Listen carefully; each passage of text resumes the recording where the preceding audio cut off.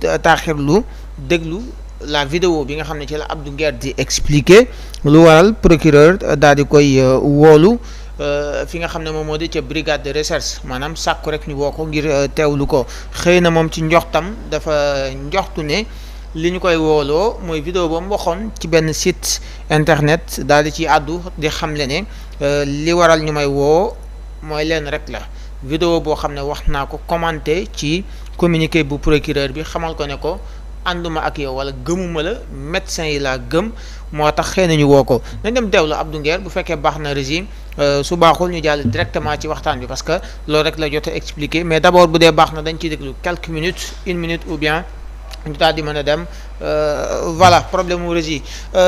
Thioune Abdou Nguer yaakaar naa du ñàkk seetaan nga vidéo am bi nga xam ne def na ko démb bi ñu annoncé ne jot nañ moom sax moo ñu ko annoncé du kenn ku ñu ko annoncé moom ci boppam moo ñu ko daal di xamal di ñu xamal ni dañ koo convoqué ca brigade de recherche bu Colobane te procureur moo ko woolu mais xamagul contenu bi xamagul lu waral ñu woolu ko mais mu génn di xamle ne lii lay njortu ne moo tax ñu woo ko mooy vidéo bu mu commenté la wax ci communiqué bu procureur de la république ba noppi itam di leen artu di leen xamal ni leen da ngeen yem ci lii te bu leen jàll fii bugguma ñu am fii wala ñu jàll ci lee nga jàpp ni génnam boobu mu def avant que mu yegg ci procureur du xaw a mettil trop ay cas parce que des fois procureur wala xamul lu mu lay doy nga génn médiatiser ko am loo ci wax nga yegg loolu gën a aggraver la situation. Bon, ça dépend si li nga ci wax rek terewuñ kenn wax li bindikat bi waxoon mu nekk koo xamante ni moom c'est un défenseur des droits humains dafa waxoon ne moom liberté d'expression ak liberté d'opinion dafay garantir ku nekk wante garantirul kenn li ngay wax après bi nga amee liberté d'expression maanaam liy jógee ci wax ji bi nga amee liberté wax li jógee ci wax ji garantiwul la li nga ciy jëlee ça veut dire que li mu la bëgg a wax rek mooy nit heure booy wax da ngay def responsabilité sa kanam teg ko ci table bi nga am ci retenue nga am ci réserve mooy am loo xamante ni yaa ngi ci wax ci penc sañ nga ko am loo xamante ni sañ nga ko maanaam xam nga ko mais sañuloo ko loo xamante ni xam nga ko mais dafa am foo ciy yem léegi nag yooyu mooy li nga xamante ni moom mooy li lay tënk léegi moom Abdou Nguer en réalité xam nga nit kenn mënu koo jàpp ci gëmuma li nga wax kenn mënu si jàpp nit man je suis pas obligé su gouvernement bindee communiqué je suis pas obligé ma gëm ko su ma ko gëmul damay indi argument mais lu ma amul sañ-sañ mooy gëmuma ko ba pare ma koy dénigrer loolu awma sañ-sañ bi c'est ça en fait c'est-à-dire am naa droit bañ ko gëm mais awma droit bañ ko gëm pare di ko dénigrer parce que dénigrer ko mooy bu dee ci wàllum yoon mën na nekk jeter du discrédit sur une décision de justice wala sur un acte de justice parce que le fait que procureur génnee communiqué boobu c'est un acte de justice c'est une communication boo xamante ni ki ko def dafa tudd autorité judiciaire loolu mu wax bu fekkee da nga ñëw xëpp ci suuf bu la neexee doo ko gëm man mii sax dama am problème ci gëm communiqué procureur de la république maanaam dama am problème pour comprendre ko te pour comprendre ko c'est très simple parce que dafa am loo xamante ni daf ko ci dëxëñ bind ko ci et lu mu ci bind ak ñun lu ñu gis quand je dis lu ñu gis mooy li ñu wax ne mooy rapport mooy plutôt conclusion autopsie bi lu ñu gis loolu ñun inventé wuñ ko c'est un contenu boo xamante ni c'est un médecin donc un agent assermenté une personne de l'art moom moo génnee wax léegi lu mu wax dëgg la wala du dëgg kooku du sénégalais yi ñoo responsable bu fekkente lu mu wax du dëgg moom mooy responsable ki ko wax maanaam médecin bi moom mooy responsable te gëm naa ne ñemewul yëpp procureur de la république di def autopsie ci benn nit koo xamante ni dee bi daa inquiété ñëpp dafa traumatiser ñëpp et pare mu wax ci lu mel noonu en conclusion mooy dafa am traumatisme boo xamante ni moom da koo dund question bi mooy li mënul nekk mooy nit kooku di Abdoulaye Ba mënul teg boppam traumatisme il ne peut pas s'infliger lui-même un traumatisme bu ko war a fàtt donc dans ce cas li Sénégalais bi mënul bëgg a xam mooy donc kan moo wala lan moo rey li nga xamante ni moom mooy kii di Abdoulaye Ba et dans ce cas quand le procureur sort un communiqué mu ne na ngeen am plus de retenue li ngeen di gis ci réseaux sociaux yi ay rumeur la rumeur yooyu d'ailleurs corroboré wul ak ñun lu ñu am en terme d'éléments effet dañ koy bàyyi loolu parce que moom moo yore enquête bi moom moo xam lan la ko policier wala enquêteur di indi mais ñu aussi au Sénégalais on voit et on a ce qu'on appelle benn intelligence bu ñuy permettre ñu xalaat mooy ki nga xamante mooy médecin moom du ñëw rek def autopsie dañ koy defloo mu le médecin buy def autopsie médico-légale c'est ordonné par la justice donc quand un médecin fait une autopsie médico-légale sachant que yow d'office xam nga ne kenn du ko def lu dul justice moo ko defloo et cette justice là entend par le procureur de la République donc maintenant si les conclusions de l'autopsie nekk na loo xamante ni dafa def conclusion bu leer maanaam quand je dis conclusion mooy résumé fais-moi le résumé de l'autopsie c'est-à-dire que dañoo bind benn kayit bind ci ba fin c'est-à-dire que terme yooyu yëpp ay explication la fii léegi résume tout ça mooy il y a un problème mooy loolu moo provoqué le décès donc cette provocation est-elle naturelle ou est-ce que provocation boobu noonu li waral dee bi est-ce que lu naturel la wala lu accidentel la wala lu criminel la wala suicide la wala léegi loolu mooy li nga xamante ni moom la Sénégalais bi am problème comprendre léegi nag dans le commentaire du communiqué du procureur mën nga ci ànd ak benn xadar boobu aussi mën na la jural nga déraper mën na la jural aussi nga wax loo xamante ne suba dañ lay woo pour nga indi sa explication mais en réalité tey nit bind nga ne gëwuma ko loolu délit léegi li nga amul droit mooy bu bind ba pare nga taxaw fii di ko dénigrer loolu délit la léegi nag je sais pas si lan lañ ko woowee concrètement léegi nañ toog xaar d'ici à 15 heures puisque 15 heures lañ ko woo donc fii ak 17 heures pour ne pas dire fii ak 16 heures pour xool concrètement lan moo nekk li ñu tuddee l'objet de sa convocation de toute façon c'est lié à l'actualité ou bien au traitement ou bien à l'évolution de l'actualité de ces dernières heures par rapport ak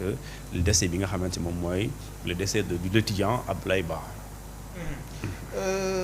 bu fekkee ne génn procureur bi monsieur Thioune comme ni ñu koy waxee nekk na génn boo xam ne ñëpp ñu ngi koy xaar léegi nag li ci gars yi di wax mooy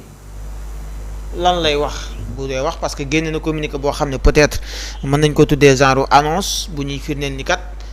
am na lu bari loo xam ne xëy na ñun yaruñu ko mu ngeek ay éléments yu koy firndeel ni kat am na loo xam ne c'est des rumeurs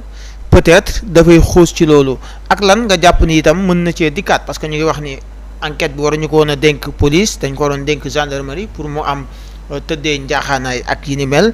est-ce que yow jàpp nga ni point yooyu yëpp procureur mën na koo souligner tey ci sortie bi mu war a def ci kanam tuuti. waaw xam nga génn procureur de la République dafa am dañ ko encadré communication procureur dañ ko encadré depuis 2016 avant 2016 amuñu woon droit di génn di wax mais depuis 2016 dañoo modifier le code de procédure pénale sénégalais et précisément ci article 11 bi nga xamante ni moom mooy bi Macky Sall dafay révision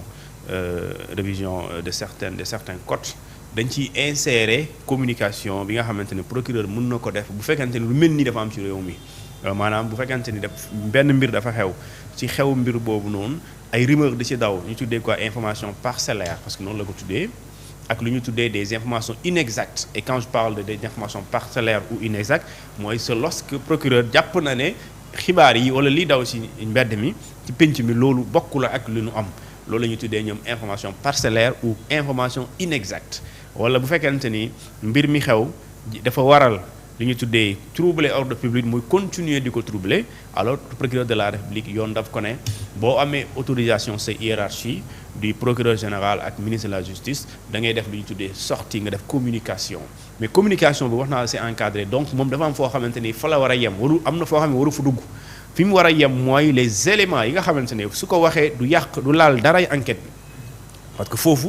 li tax ma ne du laal daray enquête bi on parle du contenu c'est-à-dire le secret de l'enquête ou bien le secret de l'instruction léegi moom bu ñëwee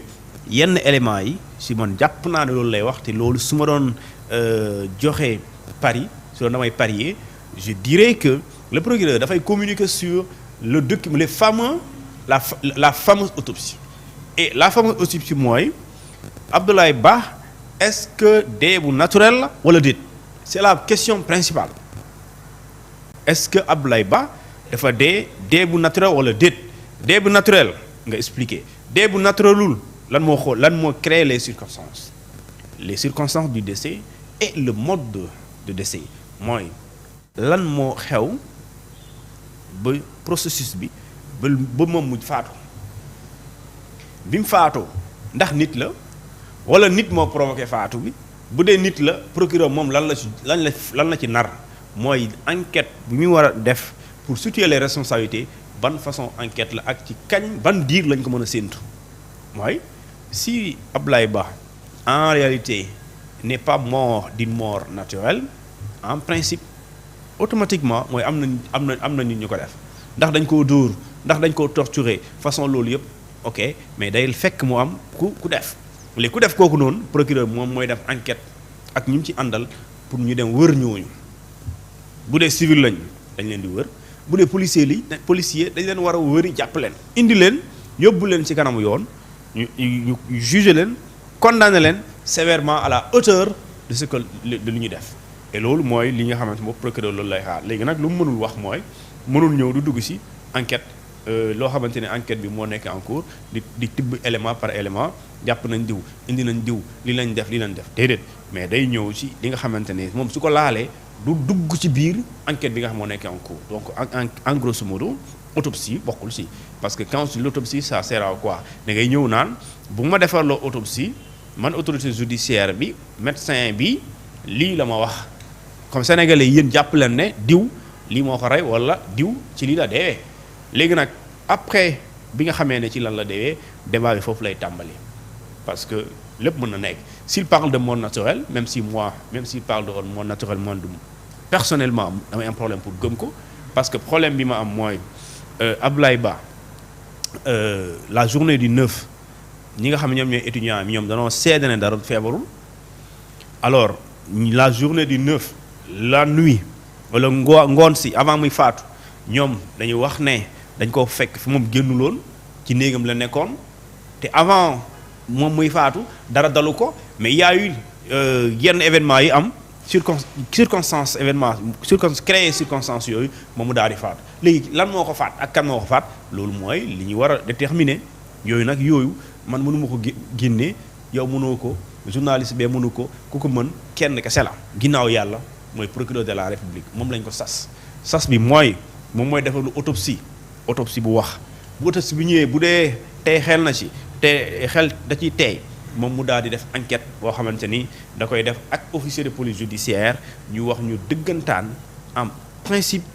de vrai lan mooy li waral le décès de notre concitoyen Abdoulaye Ba et tous les Sénégalais doivent être d'accord sur un principe que nit su deewee ci condition yu compliqué wala yu leerul ñëpp war a jóg ne dafa war a leer parce que yow man mënoon naa nekk à sa place ku nekk fii di seetaan wala ku ne yaa ngi yeewu doxi say soxla mais mënoon na nekk yow te bu doon yow wala sa mbokk da ngay bëgg ñu leeral ko donc ça c'est une question de principe mooy laa bakkan dafa fort bu nit bu deewee ci anam yoo xamante ne kenn xamagu ko waree fu ñëpp mooy nañu jóg mu leer ñu xam lii nu mu amee loolu suñ koy faral di dem ci réew rek da ngay gis ne nit ki li ñu tuddee sa dignité dañ koy gën a jox gëdd bakkanu doomi aadama dañ koy gën a jox gëdd su boobaa ñii ni def sax dañuy sóoraale nga xam ne soo defee lu mel ni la ciy fekk mooy daan bu métti ak topp bu métti ak li nga xamante ni fitna bi nga ko teg ñu teg la fitna bu toll loolu léegi nag on attend le procureur pour voir effectivement lan moo indi li nga xamante moom mooy deewu kii di Ablaye Ba. ñu changé ci dossier.